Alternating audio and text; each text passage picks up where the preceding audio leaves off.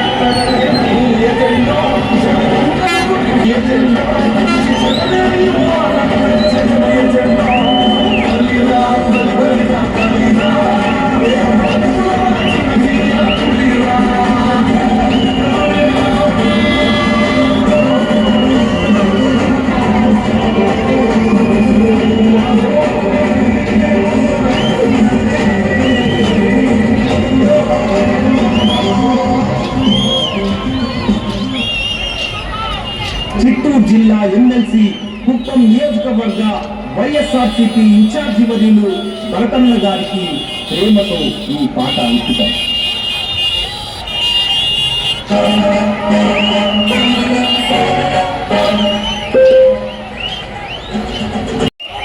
YSRCP party తరఫున కుప్పంలో nomination వేయడానికి వచ్చినటువంటి ఈ అశేష జనవాహిని అందరికీ కూడా నేను పేరు పేరున నమస్కరించుకుంటూ తండ్రి సమానులు పూజ్యులు రామచంద్రరావు అన్న గారికి మనందరి తరఫున స్వాగతం సుస్వాగతం పలుకుతూ నేను ఒకే ఒక విషయం చంద్రబాబు భరించడానికి మీరు సిద్ధమేనా?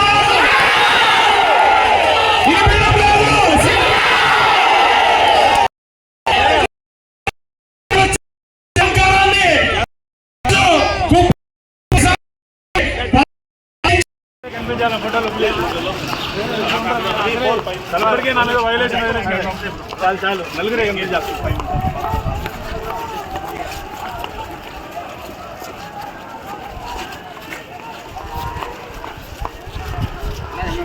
వద్దులే పెట్టాలా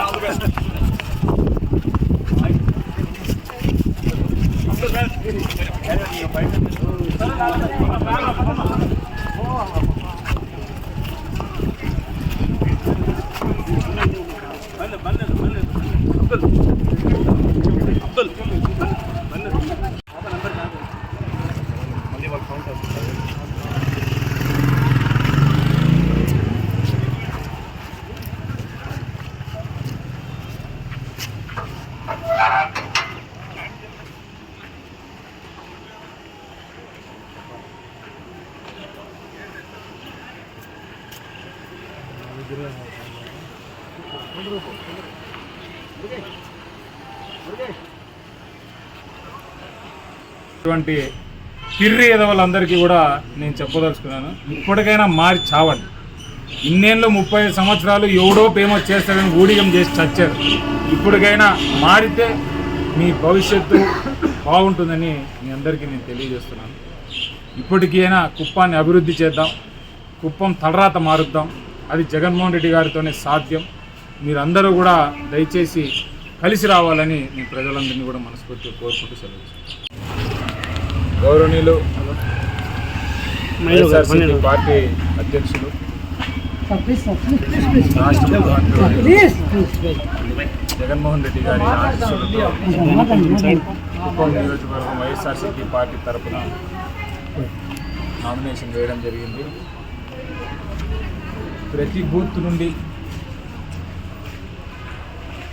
ప్రజలందరూ కూడా ఎంతో సంతోషంగా ఆప్యాయంగా ఈరోజు నామినేషన్లో మేమున్నాం, మీతో మీకు ఎప్పుడు అండగా ఉంటాం, జగన్మోహన్ రెడ్డికి అండగా ఉంటామని భారీ ర్యాలీగా రావడం చాలా చాలా సంతోషకరం. నాకు తెలిసి కుప్పం చరిత్రలో ఎప్పుడు కూడా ఇంత పెద్ద ర్యాలీతో నామినేషన్ వేయలేదని నా బలమైన విశ్వాసం. అలాగే ఆ భగవంతుని ఆశీస్సులతో, జగన్మోహన్ రెడ్డి గారి ఆశీస్సులతో, పెద్దిరెడ్డి గారి నాయకత్వంలో ఖచ్చితంగా ఈసారి 5 ఏళ్ళుగా జరిగినటువంటి మంచిని ప్రజలు గుర్తుపెట్టుకుంటారని, ప్రతి ఇంటికి జరిగినటువంటి మేలును లబ్ధిని ప్రజలు మర్చిపోరని, అలాగే రాబోయేటటువంటి 5 సంవత్సరాలు కూడా మళ్ళీ జగన్మోహన్ రెడ్డి గారి నాయకత్వంలో నడిస్తేనే రాష్ట్రం కానీ ప్రజల జీవితాలు కానీ బాగుంటాయనేటటువంటి సంపూర్ణ విశ్వాసం ప్రజల్లో ఉంటుంది. అదే ఓటు రూపంలో మారి ఈరోజు 13వ తారీఖు జరగబోతున్నటువంటి ఎలక్షన్లలో వైఎస్ఆర్సీపీ ఫ్యాన్ గుర్తు మీద ప్రజలందరూ కూడా ఓటు వేసి అఖండ మెజారిటీతో కుప్పం నియోజకవర్గాన్ని కూడా వైఎస్ఆర్సీపీ ఖాతాలో వేసుకుంటారనేటటువంటి విశ్వాసం, నమ్మకం మాకుంది. ప్రజలందరినీ కూడా నేను మనస్ఫూర్తిగా వేడుకుంటా ఉన్నాను. దయచేసి ఫ్యాన్కు ఓటు వేసి కుప్పం గెలిపించాలని కూడా మిమ్మల్ని అందరినీ రిక్వెస్ట్ చేస్తూ మరొక చిన్న విషయం చెప్పదలుచుకున్నాను. సంబంధించినటువంటి కొంతమంది ఈరోజు ర్యాలీని ఉద్దేశించి తమిళనాడు నుంచి, ఆంబూర్ నుంచి, ఇంకెక్కడెక్కడో నుంచి కొన్ని వీడియోలు సంపాదించి ఆ వీడియోలన్నీ కూడా సోషల్ మీడియాలో వైరల్ చేసి మేము అక్కడి నుంచి తీసుకొస్తాము, ఇక్కడి నుంచి తీసుకొస్తామని వాడు కూడా వీడియో రికార్డ్ చేసేటప్పుడు కూడా నా పేరు ఇది, నేను పలానా ఊరోడిని నాకు చెప్పినారు, నా పేరు ఇది, నేను పలానా ఊరోడిని నాకు చెప్పినారు. ఎవడైనా అంటే నాకు జనరల్గా తెలియక అడుగుతా ఉన్నాను, ఎవడైనా బయట ఊరు నుంచి మనుషుల్ని తీసుకొని రమ్మంటే వాడి పేరు ఊరు చెప్పి వాడు ఏందో కనుక్కొని వాడిని తీసుకొని రమ్మని చెప్తారా అనేటటువంటి మినిమం కామన్ సెన్స్ ఈ టీడీపీ వాళ్ళకు ఉందో లేదో నాకు తెలియదు. నేను ఇంతకుముందు చెప్పినా ఇప్పుడు చెప్తా ఉన్నా, నేను ఒక్క మనిషినైనా కాన్స్టిట్యున్సీ బయట నుంచి తీసుకొని వచ్చుంటే నామినేషన్ అని మీరు ప్రూవ్ చేయగలిగితే విత్డ్రాయల్ మీకు ఓపెన్గా ఇచ్చేస్తాం. అదే మీ నామినేషన్లో మీరు చేసుకున్నటువంటి ఈ చెత్త పనులు ఏదో చేష్టలన్నీ కూడా మేము చేస్తామనేటటువంటి భ్రమలో మీరుంటే మాత్రం మాకు అంత అవసరం లేదు, ఆ ఆచారం మాకు లేదు.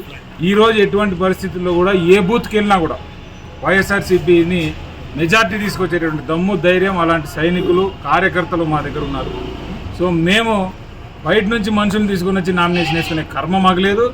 ఎవడో పైన ఉన్నోనికి మేము పెద్ద చింపినాము పొడిచినాము చూడు మా తడాకా అని బయట నుంచి వచ్చిన వాళ్ళకి గొప్పలు చూపించుకోవాల్సిన అవసరము మాకు లేదు. ఇది మా ఊరు, మాకు సంబంధించినటువంటి నామినేషన్ మేము వేసుకున్నాం.